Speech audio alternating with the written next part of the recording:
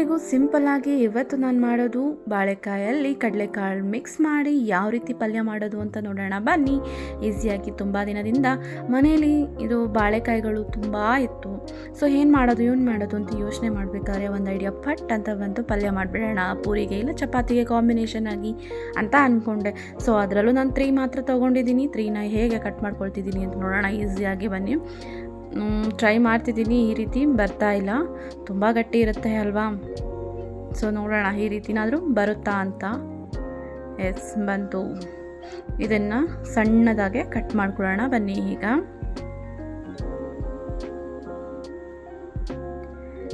S ಇಷ್ಟು ಚಿಕ್ಕದಾಗಿ ನಾವು ಪೀಸ್ ಮಾಡ್ಕೊಳ್ಳೋಣ.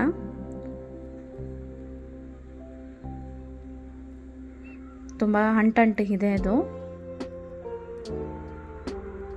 ನೋಡಿ. ಈ ಸೈಜಲ್ಲಿ ಕಟ್ ಮಾಡ್ಕೊಂಡಿದ್ದೀನಿ ಎಲ್ಲನೂ ಕೂಡ.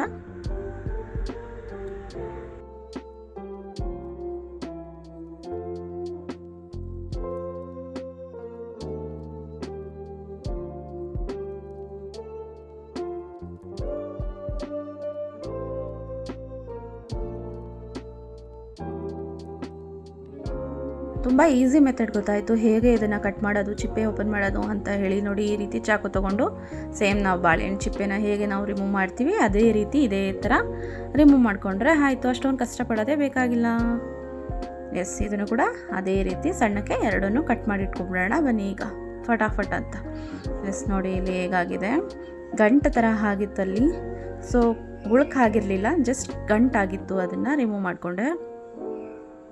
ಎಸ್ ಇದನ್ನು ಕೂಡ ಅದೇ ರೀತಿ ಸಣ್ಣದಕ್ಕೆ ನಾವು ಕಟ್ ಮಾಡಿ ಇಟ್ಕೊಳ್ಳೋಣ ಬನ್ನಿ ಈಗ.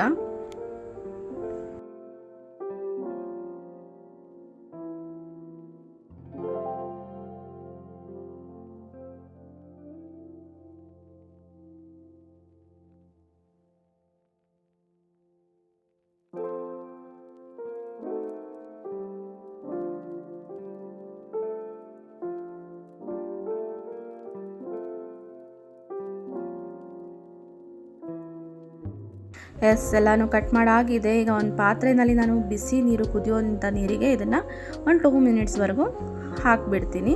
ಯಾಕೆ ಅಂತ ಹೇಳಿದ್ರೆ ಇಲ್ಲಿ ಸ್ವಲ್ಪ ಅಂಟಿದೆ. ಸೊ ಅದೆಲ್ಲ ಅಂಟು ರಿಮೂವ್ ಆಗಲಿ ಅಂತ ಒಂದು 2 ಮಿನಿಟ್ಸ್ ವಾಶ್ ಮಾಡಿರೋ ಥರನೇ ಅದನ್ನು ಹಚ್ಚಿ ಎತ್ಕೊಳ್ತಿದ್ದೀನಿ ಅಷ್ಟೇ.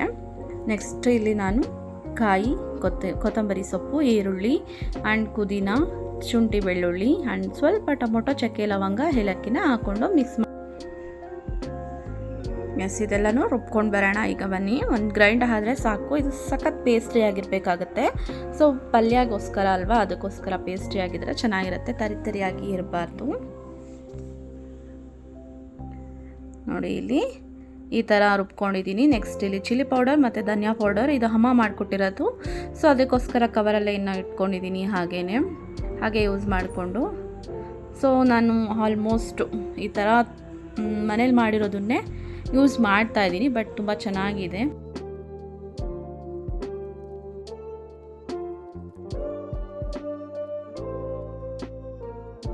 ಎಸ್ ಇದಕ್ಕೆ ಸ್ವಲ್ಪ ಅರ್ಧ ಸ್ಪೂನಷ್ಟು ಅರಿಶಿಣದ ಪುಡಿನ ಹಾಕ್ಕೊಳ್ಳೋಣ. ಇಲ್ಲಿ ರುಬ್ಕೋಬೇಕಾದ್ರೆ ಹಾಕ್ಕೊಂಡ್ರೆ ಚೆನ್ನಾಗಿರುತ್ತೆ. ಸೊ ನೆಕ್ಸ್ಟ್ ಇಲ್ಲಿ ಒಂದು 5ರಿಂದ 6 ಕಾಳಷ್ಟು ನಾನು ಮೆಣಸನ್ನು ಹಾಕ್ಕೊಳ್ತಿದ್ದೀನಿ. ಇಲ್ಲಿ ಒಂದಿಷ್ಟು ಮೆಣಸು.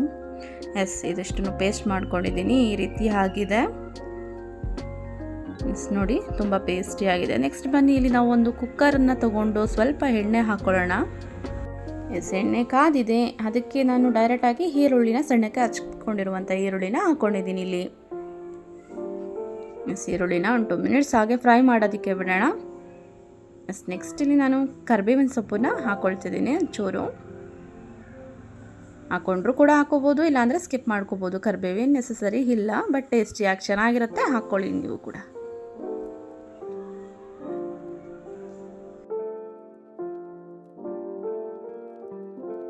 ಎಸ್ ನೆಕ್ಸ್ಟ್ ಡೈರೆಕ್ಟಾಗಿ ನಾನು ರುಬ್ಬಿರುವಂಥ ಮಸಾಲೆನ ಹಾಕ್ಕೊಳ್ತಿದ್ದೀನಿ ಇಲ್ಲಿ. ಎಸ್ ಎಲ್ಲನೂ ಹಾಕ್ಕೊಂಡಿದ್ದೀನಿ. ಸ್ವಲ್ಪ ಅದನ್ನು ವಾಶ್ ಮಾಡಿಕೊಂಡು ಹಾಗೆ ಸ್ವಲ್ಪ ನೀರನ್ನು ಕೂಡ ಆ್ಯಡ್ ಮಾಡ್ಕೊಂಡಿದ್ದೀನಿ. ಎಸ್, ರಾತ್ರಿ ಪೂರ ನೆನೆಸಿ ಕೂಡ ಕಡಲೆಕಾಳನ್ನು ಇಟ್ಕೋಬೋದು. ಇಲ್ಲ ಅಂದರೆ ನಾವು ಒಂದು ಕುಕ್ಕರಲ್ಲಿ ಒಂದು 3 or 4 ವಿಸಲ್ನ ಕೂಗಿಸ್ಕೋಬೋದು. ನಾನು ಕುಕ್ಕರ್ನಲ್ಲಿ 3 or 4 ವಿಸಲ್ನ ನಾನು ಕೂಗಿಸ್ಕೊಂಡು ಡೈರೆಕ್ಟಾಗಿ ಹಾಕ್ಕೊಳ್ತಿದ್ದೀನಿ. ಇಲ್ಲಾಂದ್ರೆ ಹಸಿನೇ ಹಾಕ್ಕೊಂಡ್ರೆ ಬೆಂದಿರೋದಿಲ್ಲ. ಸೊ ಅದಕ್ಕೋಸ್ಕರ ನೀವು ನೆನೆಸಿಟ್ಕೊಳ್ಳಿ. ಇಲ್ಲ ಅಂದರೆ ಈ ರೀತಿ ಒಂದು 3 or 4 ವಿಸಲ್ನ ಕೂಗಿಸ್ಕೊಂಡು ಹಿಂಗೆ ಡೈರೆಕ್ಟಾಗಿ ಕಡಲೆಕಾಳನ್ನ ಹಾಕ್ಕೊಬೋದು. ನೋಡಿ, ನೆಕ್ಸ್ಟ್ ನಾನಿಲ್ಲಿ ಉಪ್ಪು ಹಾಕ್ಕೊಂಡಿದ್ದೀನಿ. ಸ್ವಲ್ಪ ರುಚಿಗೆ ಎಷ್ಟು ಬೇಕಾಗುತ್ತೆ ನೋಡಿಕೊಂಡು ಹಾಕ್ಕೋಬೇಕಾಗತ್ತೆ. ಇವಾಗ ನಾವು ಬಾಳೆಕಾಯಿನ ಎಲ್ಲನೂ ಹಾಕೊಳ್ಳೋಣ ಬನ್ನಿ. ಇಲ್ಲಿ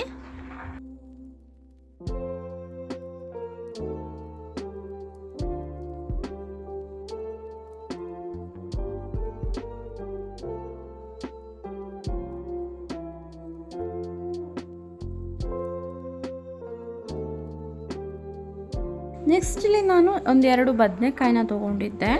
ಸೊ ಅದನ್ನು ಸಣ್ಣಕ್ಕೆ ಕಟ್ ಮಾಡಿ ಇಟ್ಕೊಂಡಿದ್ದೀನಿ. ಅದನ್ನು ಕೂಡ ಆ್ಯಡ್ ಮಾಡಿಕೊಂಡು ಇದು ಎಲ್ಲನೂ ಒಂದು 2 ವಿಸಲ್ನ ಕೂಗಿಸ್ಕೊಂಡು ಬರೋಣ ಕುಕ್ಕರ್ನಲ್ಲಿ.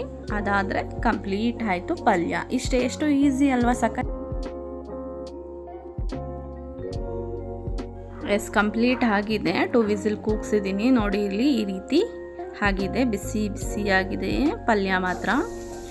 ಸ್ಪೈಸಿಯಾಗಿ ಕಾಳು ಆ್ಯಂಡ್ ಬಾಳೆಕಾಯಿ ತುಂಬ ಚೆನ್ನಾಗಿ ಸಿಕ್ತಿತ್ತು. ಪೂರಿಗಂತೂ ಪೂರಿ ಕಾಂಬಿನೇಷನ್ಗೆ ತುಂಬ ಚೆನ್ನಾಗಿರುತ್ತಿಲ್ಲ, ಚಪಾತಿಗೂ ಚೆನ್ನಾಗಿರುತ್ತೆ. ನಾನು ಚಪಾತಿ ಮಾಡಿದ್ದೆ. And thank you so much for watching.